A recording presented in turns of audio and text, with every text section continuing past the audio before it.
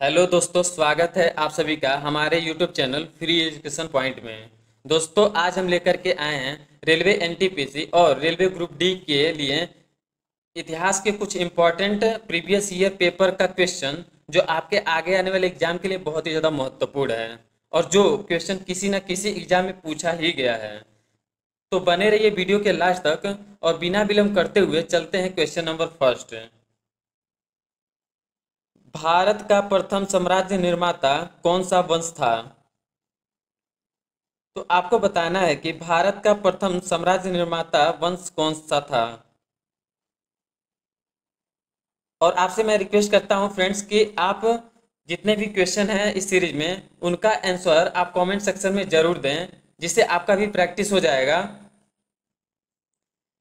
तो इसका right answer option B, Maurya वंश। भारत का प्रथम साम्राज्य निर्माता वंश मौर्य वंश था। मौर्य वंश का स्थापना चंद्रगुप्त मौर्य ने चाणक्य की सहायता से, जो चंद्रगुप्त मौर्य के साम्राज्य के प्रधानमंत्री थे, उनकी सहायता से धनानंद को हरा करके मगध के साम्राज्य पर स्थापित होते हैं और मगध के गद्दी पर राज करते हैं। तो चलते हैं फ्रेंड्स अगला क्वेश्चन, क्वेश्चन नंबर 2। पटना शहर का पुराना नाम है। तो आपको बताना है कि पटना शहर का पुराना नाम क्या था। पटना शहर का पुराना नाम पाटलिपुत्र था। तो इसका right answer option A, Pataliputra. Nanda वंश के राजा राजा महापद्मनंद ने अपने पिता राजा महानंदी शिशुनाग की हत्या करके नंद वंश की स्थापना किया और पाटलिपुत्र को मगध का राजधानी घोषित किया। और फ्रेंड्स, कभी कभी एग्जाम में यह भी पूछता है कि पटना शहर या पाटलिपुत्र किस नदी के किनारे बसा हुआ है। तो पटना शहर सोन और गंगा नदी के किनारे बसा हुआ है। सोन और गंगा नदी के किनारे बसा हुआ है। और फ्रेंड्स, कभी कभी एग्जाम में यह भी पूछता है कि पाटलिपुत्र किसका राजधानी था। तो पाटलिपुत्र मगध की राजधानी थी, मगध। तो अगला क्वेश्चन है आपका क्वेश्चन नंबर 3। अलेक्जेंडर ने भारत पर आक्रमण कब किया था?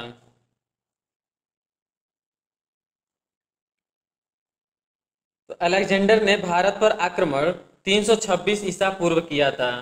तो इसका राइट आंसर ऑप्शन ए। और कभी कभी एग्जाम में यह भी पूछता है कि सिकंदर और पोरस्कियों के बीच में जो युद्ध हुआ था वह किस नदी के किनारे हुआ था। तो सिकंदर और पोरस के बीच में जो युद्ध हुआ था वह झेलम नदी के किनारे हुआ था। झेलम नदी के किनारे हुआ था। और कुछ इंपॉर्टेंट क्वेश्चन ये भी बनता है कि सिकंदर किस नदी को पार नहीं कर पाया था और वापस अपने देश मेसिडोनिया के लिए लौट गया था। तो फ्रेंड्स, ब्यास नदी को सिकंदर पार नहीं कर पाया और उसके बाद उसने वापस अपने देश मेसिडोनिया को लौट गया, लेकिन उसकी मृत्यु बेबीलोन में ही हो गया था। बेबीलोन में हो गई थी। तो चलते हैं अगला क्वेश्चन, क्वेश्चन नंबर 4। पंचमार्क सिक्का कहाँ चलता था? तो प्लीज अगर आपको इसका आंसर पता है तो हमें कमेंट सेक्शन में इसका आंसर जरूर दें। तो पंचमार्क सिक्का मौर्य काल में चलता था। तो इसका right answer option C, Maurya काल होगा। मौर्य काल का स्थापना चंद्रगुप्त मौर्य ने किया था। और कभी कभी एग्जाम में यह भी पूछता है कि मौर्य वंश के अंतिम शासक का नाम बताइए। तो मौर्य वंश के अंतिम शासक बृहद्रथ थे। तो चलते हैं अगला क्वेश्चन, क्वेश्चन नंबर 5। 326 ईसा पूर्व उत्तर पश्चिम भारत में सिकंदर का अतिक्रमण इनमें से किसके काल में हुआ?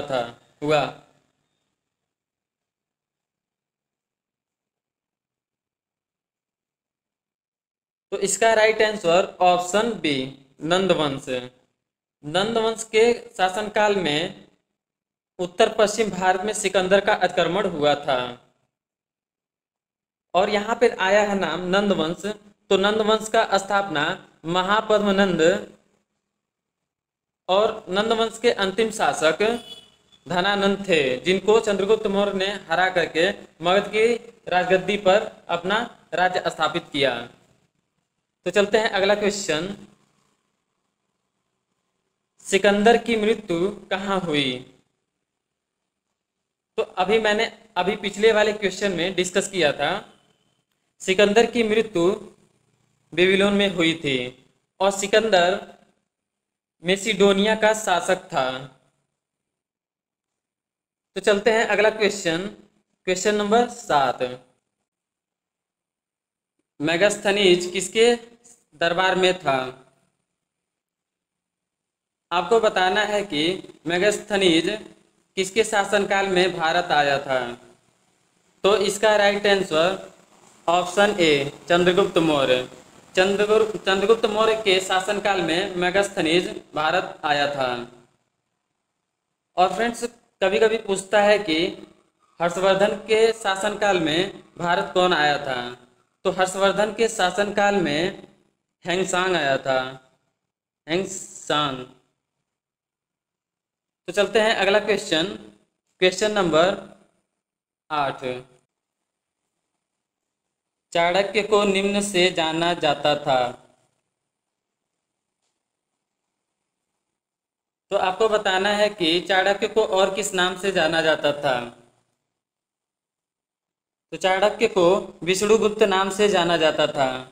तो इसका right answer option B Vishnugupta. और फ्रेंड्स, चाणक्य को कौटिल्य के नाम से भी जाना जाता था। और चाणक्य चंद्रगुप्त मौर्य के दरबार में प्रधानमंत्री था। तो चलते हैं अगला क्वेश्चन। मौर्य साम्राज्य में प्रचलित मुद्रा का नाम क्या था? तो मौर्य साम्राज्य में प्रचलित मुद्रा का नाम पर्ण था। तो इसका राइट आंसर ऑप्शन ए पर्ण। तो चलते हैं अगला क्वेश्चन, क्वेश्चन नंबर 10। अशोक ने बौद्ध धर्म के प्रचार के लिए विदेशों में किसको भेजा था? तो आपको बताना है कि अशोक ने बौद्ध धर्म के प्रचार के लिए विदेशों में किसको भेजा था। तो इसका right answer option C Sanghamitra. Ashoka ने अपने पुत्र महेंद्र और अपनी पुत्री संघमित्रा को बौद्ध धर्म के प्रचार के लिए श्रीलंका भेजा था, श्रीलंका भेजा था। तो चलते हैं अगला क्वेश्चन, क्वेश्चन नंबर 11। ब्राह्मी लिपि को किसने स्पष्ट किया? तो इसका right answer option B James Prinsep ने। ब्राह्मी लिपि को जेम्स प्रिंसेप ने स्पष्ट लिखा और स्पष्ट पढ़ा भी। जेम्स प्रिंसेस कोलकाता के थे। तो चलते हैं अगला क्वेश्चन, क्वेश्चन नंबर 12। स्थान के निकट प्रसिद्ध कलिंग युद्ध लड़ा गया था।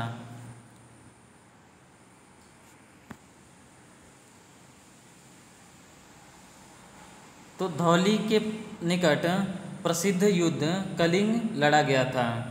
कलिंग युद्ध अशोक और खारवेल के बीच में हुआ था, जो वर्तमान में उड़ीसा में पड़ता है।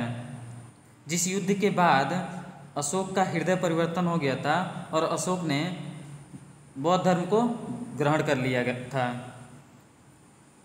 तो चलते हैं अगला क्वेश्चन, क्वेश्चन नंबर 13। निम्नलिखित में से कौन मौर्य वंश का शासक नहीं है? तो इसका right answer option A Ajatashatru. Ajatashatru Haryanka वंश का था। बिंदुसार का लड़का अजातशत्रु था। बढ़ते हैं अगला क्वेश्चन, क्वेश्चन नंबर 14। मौर्य वंश का अंतिम राजा था। तो इसका राइट आंसर ऑप्शन ए बृहद्रथ। बृहद्रथ मौर्य वंश का अंतिम राजा था। तो चलते हैं अगला क्वेश्चन। नेक्स्ट क्वेश्चन है आपका 15, निम्नलिखित में से अशोक का उत्तराधिकारी कौन था? तो इसका राइट आंसर ऑप्शन ए कुणाल। कुणाल अशोक का पुत्र था, जो अशोक के बाद से उत्तराधिकारी चुना गया।